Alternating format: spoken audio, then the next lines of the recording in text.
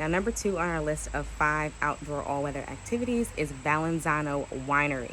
Now, New Jersey has lots of wineries. I'm only highlighting Valenzano because that's the one that I've recently experienced, but there are wineries in southern, central, and northern New Jersey, so you can check them out because we are home to some award-winning wines with amazing vineyards with lots of history.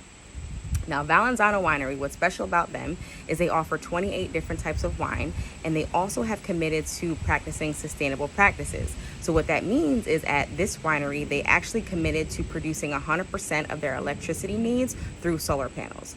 And since we're the Garden State, I think it's really commendable that they have committed to do that. So shout out to Valenzano Winery for using solar panels for their electricity.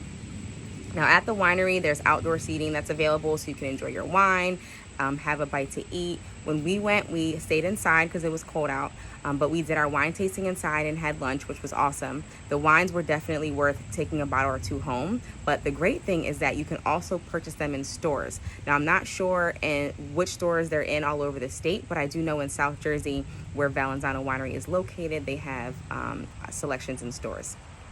So check out Valenzano Winery if you are into wine.